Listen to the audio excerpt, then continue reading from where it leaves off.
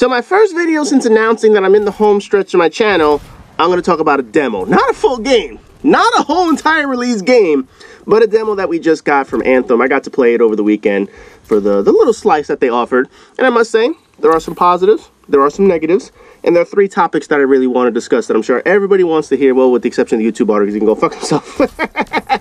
So after playing the game, I already know when you look at all the reviews, all the content, whether it's a written review, a video review, you're noticing a couple things. For starters, it's always going to be compared to a certain number of games. It's going to be compared to Destiny, it's going to be compared to Warframe. Obviously, when the Division comes out, that's going to get a comparison. But the one comparison that I have not seen too often is Mass Effect 3. Now, Mass Effect 3 obviously came out years ago. That was a game that I absolutely loved playing on PlayStation 3, particularly the co-op section, because for whatever reason, they nailed it back then. They absolutely nailed the co-op gameplay. Sure, you ran around a fucking circle for 10 minutes or whatever it was, blowing up enemies, doing a couple objectives, and the whole shit repeated itself. But however they managed to do it all those years ago, BioWare nailed the gameplay.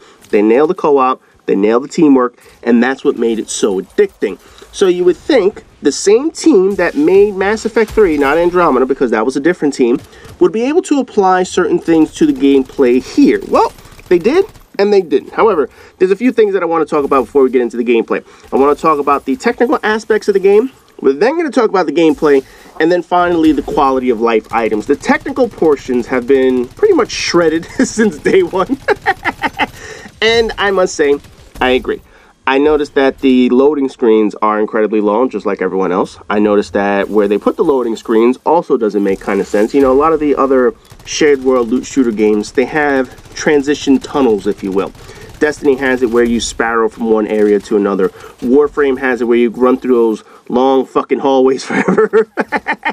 The Division really doesn't have it. They have the Dark Zones. Obviously, the Dark Zone is their large shared world area. For the most part, the Division has managed to make one continuously long and large area. However, it is not as large as some of the other games that we have played. Destiny is clearly bigger. Warframe is clearly bigger. So Anthem comes along, and they decide to do their open world. And the problem that you notice is that when you travel from one open area to a mission, you're going to get a loading screen. When you want to leave the main entrance to go on a mission, there's another loading screen. When you get to a certain point, there's another loading screen. They don't have the transitions that most games would have. And the other problem is it just takes long periods of time to load in the content. Now, when you look at those two portions, the loading screens themselves, the speed of it, can probably be improved, and I'm sure that BioWare is going to be looking into fixing that. But the problem that they have are the transitions. I don't know if they're going to be able to fix one loading screen to another and where they put the loading screens. The fact is, they didn't link the content together, and I don't know if they're going to have the ability to do it after the fact. So what you're going to notice is there are going to be loading screens almost throughout the entire game. I don't like that. I know other players don't like that. It is frustrating to have to go from one area, you get to another section, and all of a sudden you're at another long loading screen. They didn't think that one through, and I just didn't think that they had the technical portions to add that. One of the things you notice with most games is the technical problems that you see before the game, whether it's a demo or a beta, which, by the way, you have to give Anthem credit for calling this a demo and not a beta. Most games that try to release a little product right before the game releases want to call it, oh, we're releasing a beta. This is a stress test beta to see what's going to happen when the game launches. Anthem said, no, this is a slice of the game. This is what it's going to look like on day one. Have fun with it, play it, and give us some feedback, and we'll see what we can fix before the game. This was not a beta, and they were very clear about that this was not a beta, so I got to give Anthem credit for not bullshitting us, telling us, oh, we're going to take your feedback and we're going to fix it right before the game. No, they took our feedback, and they said we're going to fix it eventually. So give them credit at least for calling this a demo. However, because this is a demo, the exact technical problems that you see are not going to be fixed on day one. If those loading screens annoy you, if the technical issues annoy you, the server's not working on day one annoy you, that's going to be a problem on day one when everybody's trying to get into the game at the same time. You know, it's like a giant gangbang. Only a couple dicks are going to get in the few holes that are available. So when games launch like this, it is one giant gangbang for everyone to try to get into servers. Those technical problems are going to exist on day one. It's going to frustrate people. The gameplay, though, itself, this is where it has to stand up to its competition. Does the gameplay and content match what other games can do? And the reality is, I don't think it does. I think it's okay. I think it's pretty good. But the problem is, all the games that it's trying to compete against in the same market, they do things just a little bit better. Now, years ago, I mentioned Mass Effect 3 came out, and they nailed the co-op portion where teammates are able to work together, use your powers, create combos and shit like that. You had your biotic explosions, you had your tech explosions, you had your 6 classes that, well, eventually they kind of mixed up the roles, but the roles were supposed to do a certain thing on the map, and that was supposed to be your teammate that helped you. So your adept was the person that had a lot of biotic explosions. Your engineer was the person that could do a lot of tech explosions. This game went with sort of the traditional tank mode, damage dealer. I don't think they really have a healer, but essentially you get the idea that they didn't go with the Mass Effect roles. They went with the more traditional RPG roles. Now, the characters or the javelins themselves, they don't have a lot of unison together. They don't have a lot of harmony the way that Mass Effect 3 was able to put that together with co-op. So, for example, in the gameplays that we always see, you see the Colossus setting up the Ranger for a big explosion, or you see the Storm doing something that allows the Interceptor to come in and swoop in and get all the kills. While that might exist at the end game, it certainly wasn't seen too much in the demo. Now, obviously, I know in the demo, we don't have access to all the full powers. We really don't. You're going to have access to a couple spells. You're going to have access to low-level guns, so you're not going to do a lot of damage in the demo. I get that. I understand that. The problem is, you don't see the synchronization between the characters that we saw with Mass Effect 3. Even in its base form, you knew that the power spell Warp was going to prime enemies, and anything that came after that was going to be an explosion. Here, not so much. Maybe the higher level spells will be able to do that, but as of right now, some of these spells and powers and abilities that we're seeing aren't as synchronized as they used to be when it came to Mass Effect 3. Now, when it comes to the gunplay, you have to understand that BioWare has never been big on gunplay. They do not have the capabilities of, say, Bungie Studios when they did Halo for all those years. They do not have the ability that The Division has when it comes to the third-person shooter, although The Division is a lot of a bullet sponge game. But BioWare was known for their story writing, their storytelling, the lore that they're able to put into a game, as well as the abilities that they were able to put. Gunplay was always very low on their list. Yes, they eventually improved on it when it came to Mass Effect 3 and it felt more like a shooter game, but it's never been their forte. It's never been their specialty. Anthem has that feeling again. It has that feeling that the guns are just not as impactful as, say, your abilities, your ultimate powers, or some of the combos that you're able to do. The guns just feel kind of average. And again, I get it. They're the uncommon guns. They're rare guns. We haven't gotten access to the ultra rare, whatever the fuck it's going to be. You know, they're exotic guns, whatever they want to call them. Masterwork, I think, might be the term in this game. But essentially, we have relatively underwhelming gunplay and gun mechanics. The guns themselves just don't feel like a gun you would find in a third-person shooter. It's basically just mowing down whatever cheap enemies there are, with the recoil problems, with the reloading problems, with the animation problems. I get it. That's not BioWare's forte, but at the same time, if you're going to put guns in the game, they have to work with unison with the powers. Right now, they're not doing that. I think that can be improved. They can certainly make guns more powerful. They can certainly add some better sights to the guns. They could certainly add more headshot damage, more clear precision damage markers, because right now I fucking shoot an alien in the goddamn face and sure enough they're not taking any precision damage or it's not showing up. I think that can be improved. I certainly think the sniper rifles can be improved, because in this game, my god, they're fucking terrible.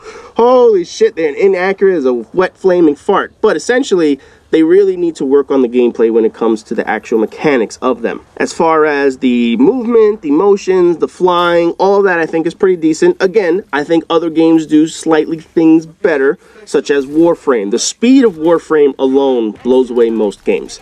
Destiny, obviously their gunplay and their vertical mechanics with your jumps and your movement, that can certainly be a very key comparison that Anthem's going to have to deal with. And granted, Anthem is a third-person shooter, but just other games in general with third-person mechanics have mastered how a third-person shooter should feel like. Anthem is still struggling with that point. BioWare is still struggling with the third-person mechanic shooters.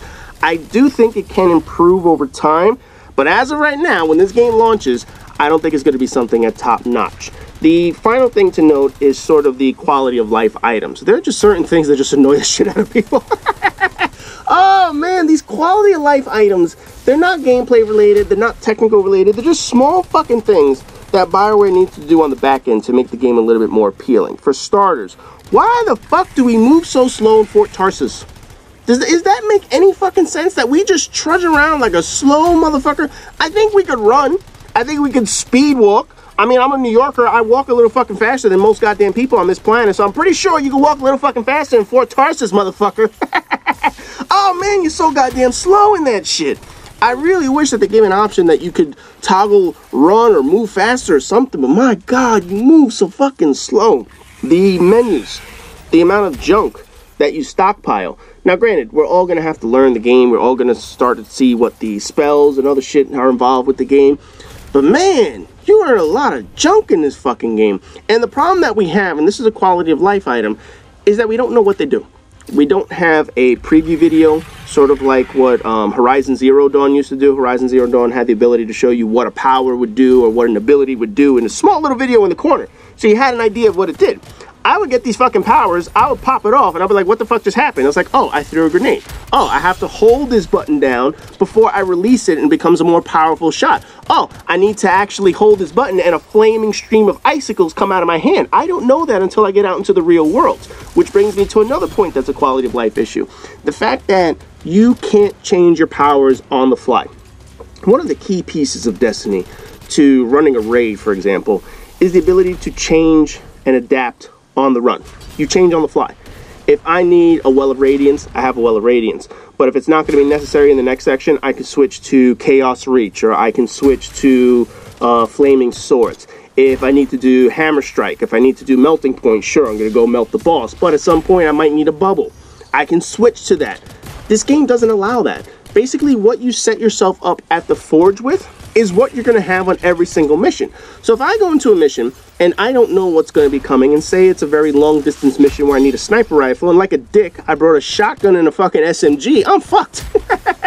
I have to hope my teammates brought a sniper rifle so that they can hit a motherfucker all the way at the end. Now, I don't know how the powers are going to work when it comes to breaking shields, breaking health, if there's any other protection that enemies are going to have. But let's say you go into a mission and you need to break a lot of shields, and you didn't know that you had to break a lot of shields. So what do? You bring in a power that doesn't do it.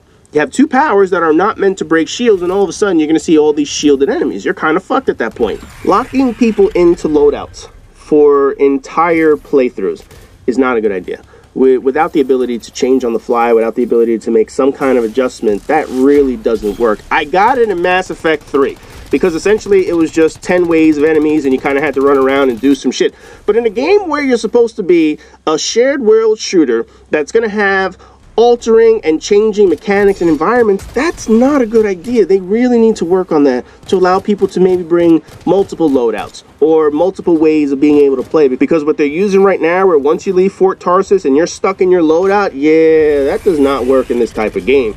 You need flexibility. You need options. And right now, these options are not available. The final quality of life thing that I noticed in the demo, and I really think that this needs to be brought up eventually, is joining your friends. We had no fucking idea how to do it. Yeah, we knew that we invited someone in, but we really didn't see that either they were ready, they were good to go, or they were in Fort Tarsus with us. Basically, we just had to say, hey, yeah, I'm ready. You want to ready up? Yeah, sure. I'll go to my javelin and we'll start the next event. And then when you get into the actual event, you realize that they haven't readied up, because once you get to the next screen, oh, I have to press ready also. That ready screen, you don't fucking do anything. It's literally just pressing, oh, yep, I'm good to go. I don't understand why you can't really just join friends. If you see somebody in a mission, there's no option to, hey, let me go join them and see what the fuck they're doing if it's not on private. So I think that needs a little bit of adjustment. I know that back in Mass Effect 3, they took a long time to be able to match your friends on your friends list, to be able to join your friends. That took them a while. If they brought over that stupid-ass logic from Mass Effect 3, that's not going to work in today's games, man.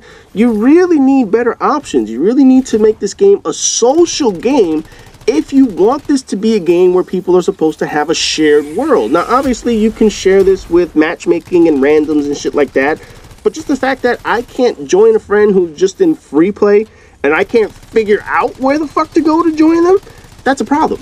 I don't want to stop a game just to invite someone. I don't want to have to leave content just so someone can join me because they're not able to get in because it's a locked event, whatever the case is. For whatever reason, that needs a quick fix. And again, that's a quality of life thing. That could be fixed after the fact. I don't think it's going to be fixed at launch, but I think the social portions of a game in a shared world shooter need to be quite social. I think you need to be able to make friends easily. I think you need to be able to add people to your list if you like them. With Destiny, one of the biggest knocks on Destiny was your social space is not fucking very social. Sure, you can spam people with invites, you can send them a message that, hey, you want to raid or some shit like that, but Destiny has social issues in that game. This game, you don't even fucking see people.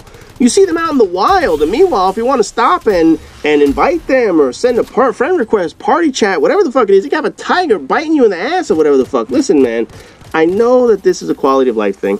I know that BioWare is still trying to learn the ropes when it comes to this game, and they're going to get a lot of feedback on what fans want. But these three aspects that I've talked about, technical, gameplay, quality of life, all of them need improvements across the board. There's nothing in this game that seems to set it apart from every other competitor on the market. Other competitors have obviously had a lot more years to come out and perfect their product, improve their product. Destiny is a much different product now than it was in year one. Warframe is a much different product than it was in year number one.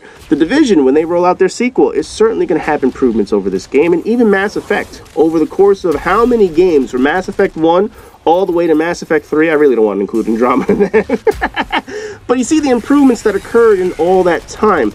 Anthem is going to be launching in a very difficult window, with a very difficult publisher, EA, who always likes to go out and cash grab motherfuckers, with a genre that already has a number of established franchises, and they're going to be going into that market already behind all these franchises in some of the key pieces like technical portions, your gameplay, and your quality of life. I'm not writing this game off.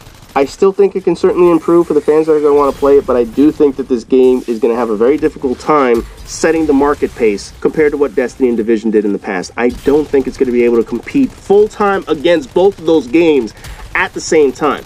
I think this game would have benefited from an off-market release date. The fact that the Division decided to release 1 month after this game really kicks it in the dick, but if the Division wasn't coming out and Destiny was in the lull of content that they're in right now, I think that Anthem would have had a chance. But as it stands right now, the game needs a little bit of work.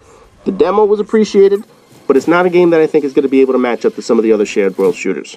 If BioWare can focus and improve on the positives, go into the negative aspects, and really work on them and improve it, yes, it could certainly be a top-notch game, but I think at launch, it's certainly going to struggle. So as always, rate, comment, subscribe, and all that good shit, and I'll see you guys in the next video.